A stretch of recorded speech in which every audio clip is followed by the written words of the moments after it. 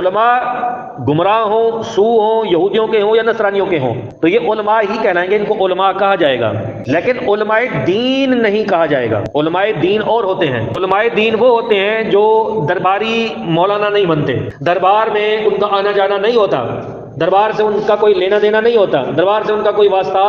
نہیں ہوتا، ان کی زندگی آسانی سے کٹے یا دشواری سے کٹے انہیں سروکار نہیں ہوتا، انہوں نے دین کو بچانا ہوتا ہے اور دین کو پھیلانا ہوتا ہے، ان کی یہ ڈیوٹی ہوتی ہے۔ لیکن علماء سو کا ٹارگٹ جو ہے وہ عوام نہیں ہوتی، یہ علماء دین ہوتے ہیں، کیونکہ علماء دین اگر ان کے پاس کھانے کو روٹی نہ ہو تو بات کرنے کے لیے رب کا کلام ان کے پاس موجود ہے، یہ لوگوں کو واضح و نصیحت کریں گے، لوگوں کو سمجھائیں گے، راہ راست پر لائیں گے، یہ سمجھاتے رہیں گے جب تک یہ زندہ رہیں گے، یہ پیچھے نہیں ہٹیں گے، اور ان کو عوام سے کچھ نہیں چاہیے، لوگوں سے بھی کچھ نہیں چاہیے، کسی سے کچھ بھی نہیں چاہیے،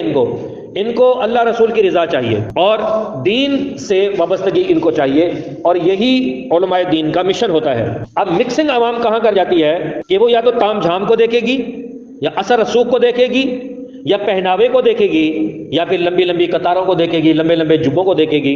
یا پھر پروٹوکول کو دیکھے گی اور متاثر ہو جائے گی۔ ان کی دعوت بھی باعث سعادت ہوگی، ان کا آنا بھی باعث سعادت سمجھا جائے گا،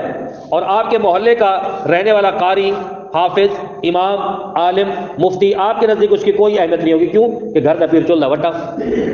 تو یہی مثال ہمارے ہاں پائی جاتی ہے کہ جو آپ کے سینے میں علماء دین کی محبت ہے وہ آپ کے محلے میں رہنے والے عالم سے پوری ہو جاتی ہے، وہ